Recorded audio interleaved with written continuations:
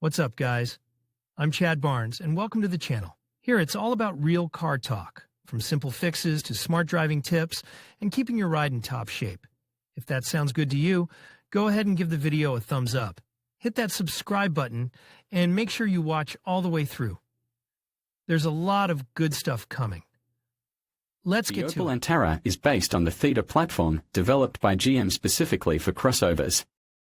We know it from Antara's closest relative, the Chevrolet Captiva, and in general, it is the basis for many models, including the Cadillac SRX and the rare Sub 9-4X. However, Antara, as well as Captiva, was developed in the Korean division of GM Daewoo and produced in Korea. The model debuted in 2006 and reached Russia in spring 2007 and immediately with localization in St. Petersburg. At first, crossovers were assembled by the large assembly method at the plant Arsenal and since 2008 at GM's own plant in Shushri. Prices were set quite competitive. In 2006 the crossover was offered only with a 2.4-litre engine from 900,000 to 1 million rubles, and in 2009 they brought a version with V6 for 1.2 million. In 2010, Antara received a restyling which minimally changed the appearance but updated the engine range. To us brought not only gasoline variants, but also diesel, and prices have risen slightly. The price list started from 1 million rubles, and for 1.25 million you could buy a crossover with a diesel or a new 3-litre V6. However, restyled cars reached us only in 2011, which is not surprising. Despite all the efforts of the Germans, these crossovers were bought in Russia little by little. Annual sales at best amounted to thousands and even 1,000. Nevertheless, the model remained in the lineup until 2015, when Opel left Russia in full. And in 2016, the Antara left the assembly line. However, despite the moderate popularity, these cars are found on our roads and there is a choice on the secondary market. At the time of writing, there were 280 pre-restyling and more than 400 restyling cars for sale on Avito. Let's take a look whether it makes sense to look for a younger car and which versions will be preferable. When it comes to the body, unbeaten cars usually have a minimum of tricks. The main problem points are easy to predict. It is the front edge of the hood and roof, the cavities of wheel arches, the lower part of the sills in the seam zone, as well as the bottom. A separate conversation, the space under the plastic protection, which here covers the arches and sills and also decorates the door moldings. On the one hand, the plastic really protects from stones, but on the other hand, moisture is retained under it and corrosion gradually develops, especially in the attachment holes of the moldings. Therefore, it is desirable to look under the moldings so as not to delay the necessary repairs. Sometimes paint bloating can be found on the doors around the handles and attachment points of side mirrors, but it cannot be called a disease. But corrosion on the fifth door is a special feature of Antara. Most cars have problems here. Places of defeat are standard, the lower edge under the chrome molding and below, as well as the niche of the license plate. However, these cars are not too old and cheap, so the owners usually take good care of them and do not save on repainting the whole elements, so the probability of finding all the problems at once is small. Not the most popular Opel causes some fears in the rarity and inaccessibility of body parts, but in fact with this is in full order. At least, popular parts can be bought without problems, including non-original.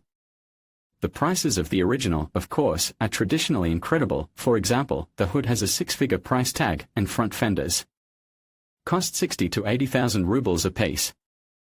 However, a non-original hood can be bought for 20 to 40,000 rubles and a wing for 8 to 20,000 rubles. The front bumper here is two-piece with unpainted lower part and painted upper part. And there are no non-original variants here, and for the upper part of the bumper you will have to give 25 to 50,000 depending on the seller and delivery terms. Prices for original windshields vary greatly. There are offers for 10 to 15,000 and for 120 to 150, but in any case the range of non-original is wide and offers alternatives from 5 to 25,000 rubles. Halogen headlight can be bought non-original for 12 to 17,000 instead of 17 to 25,000 for the original, but xenon is only branded and costs 50 to 80,000. However, the Antara was offered in many markets, so that rare and expensive nodes can be found not only at local dismantlers, but also at foreign ones. Suspensions here are common with Captiva, independent all-round, McPherson in front and multi-lever at the rear. Due to wide geography of model sale, the assortment of non-original parts is wide, so there will be no problems with maintenance and repair. Besides, maintainability of suspension is very high. Practically all silent blocks can be bought separately, including original ones. And other elements like front ball bearings are also replaceable. Standard ball joints are riveted to the lever, but drilling out the rivets and replacing the ball bearing with a repair ball bearing on bolts is standard work, and the ball bearing can be bought from 600 rubles. The front L-shaped lever assembly, if necessary, is available from 4 to 20,000 rubles at the price of the original and 15 to 20. Shock absorbers can be bought at 4 to 15,000 per piece instead of 15 to 30. Hub bearings both in front and behind are changed in assembly with a hub, but instead of a unit with marking GM for 17 to 20,000. You can buy an analog at a price from 4 to 20,000. In the rear, the difficulties are not all levers in the assembly can be bought non-original, but silent blocks usually solve this issue. For example, the lower transverse lever is available only in the original version, but it costs 8 to 12,000, which is inexpensive. And for 2 to 3,000 you can buy a set of silent blocks for it. The upper crossarm can be bought for 3,000 instead of 5 to 10,000, and the lower camber link for 2 to 5,000. The only expensive element in the rear suspension is shock absorbers of the system of automatic body height maintenance Nivamat. They cost 30,000 per piece instead of 15s with brakes, too. Everything is quite simple.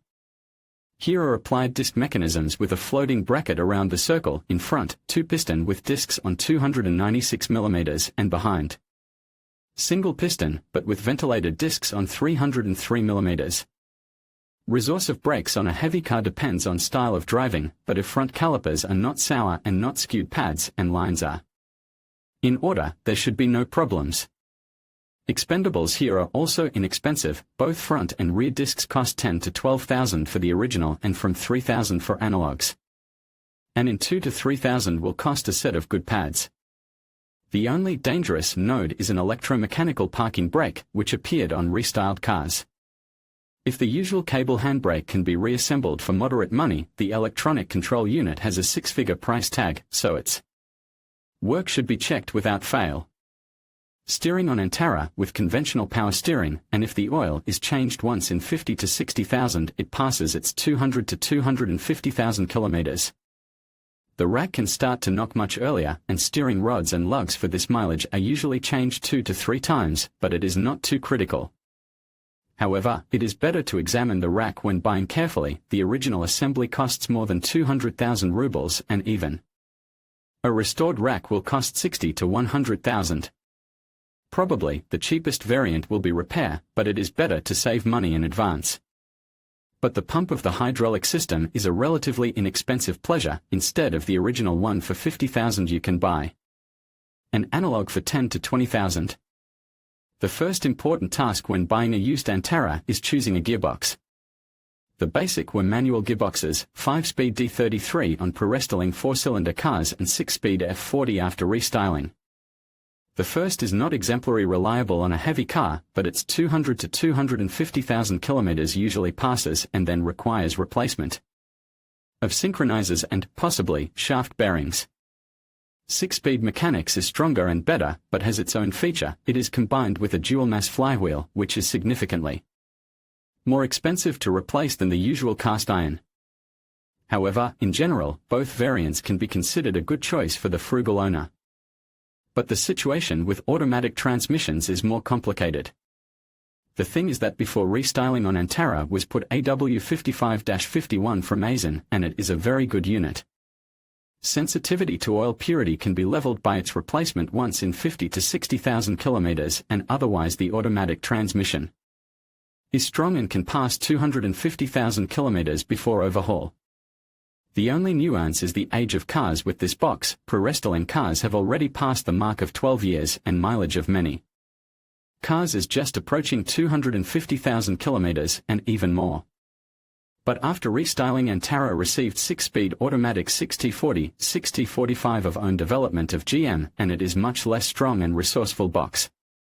External filter and oil radiator here is not desirable, but literally obligatory tuning, which can prolong life of automatic transmission. Early versions of the box could go to repair already by 80 to 100,000 kilometers, so now when buying it is worth listening carefully to the transmission for rumbling and howling, and also do not forgive jerks and delays in shifts. Engine choice is the second dilemma, and its reasons are similar to what was with the gearboxes. Before the restyling, the basic were in line of 4Z24XE, producing only 140 horsepower, but characterized by simplicity and reliability. Archaic design with a cast-iron block, belt timing and distributed injection barely pulls a heavy crossover, but is able to pass 350,000 kilometers before overhaul, and even more. The alternative was V6 on 3.2 liters with index Z32 SE, more powerful, on 227 horsepower, but also a little more expensive in service. In addition to the increased appetite, it asks more money for the replacement of the timing gear, but in general it is still not bad. And, most importantly, more simple than the A30XH, A30HF for 3 liters, which replaced it after restyling. This V6 already has both phase controllers and direct injection, and the timing is chain-driven and very inexpensive to replace. All V6s are hotter and require attention to the cleanliness of the cooling system. Well, and 3-liter, also to the quality of fuel, because the replacement of the fuel injection system is not a cheap pleasure. 4-cylinder engines after restyling have also been updated. These are A24XE, A24XF with cast-iron liners in an aluminum block, chain, timing and phase controllers. Fortunately, there is no direct injection, so the intake valves are not overgrown with carbon deposits, and the price of fuel pump and injectors is acceptable. Yes, and in general, the motor is not bad, at least, on runs up to 200,000 kilometers. True, the power of 170 horsepower is not enough for a large crossover. Fortunately, there is one more variant, after restyling to us brought and diesel motors on 2 liters in 2 variants of capacity, 164 and 184 horsepower. The A22DM diesel, also known as the Z22D1, is quite successful and can be considered a logical choice for the Antara, but it requires a standard fuel and supercharger serviceability check. If you are ready for the peculiarities of maintaining a 10-year-old diesel, you can pay attention to it, especially since cars with it on the secondary market occupy about 40% of the total volume of offers. Used Antara throws up one of the popular surprises when choosing. Pre-restyling cars have simpler and more reliable motors and boxes, but embarrassing age and mileage, and more recent variants have more capricious units. But for 1.2 million rubles you can still look for a well-groomed crossover with a 2.4-liter gasoline motor and mileage up to 150,000 kilometers. Approximately moderate mileage leaves a chance of residual life for the gearbox, provided it's serviced. And the motor isn't as complex and finicky as the 3-liter V6. If Autoteca confirms the mileage and accident-free history, then the main task will be not to save on maintenance. Well, the second logical option is the diesel Antara, which has 400 Nm of torque and moderate fuel consumption in the absence of innate engine deficiencies. If you concentrate on gearbox maintenance, not forgetting about the engine, you can drive this Antara for many more years without major investments. In conclusion, the Opel Antara presents a compelling option for those considering a vehicle priced at 1.2 million rubles. While the 4-cylinder engine may lack the power some drivers desire, it offers a more economical choice for everyday use. On the other hand, the V6 variant, while more expensive, delivers enhanced performance for those who prioritize power and driving experience. Ultimately, the decision hinges on your personal preferences and needs. If you value affordability and practicality, the 4-cylinder could be the right fit.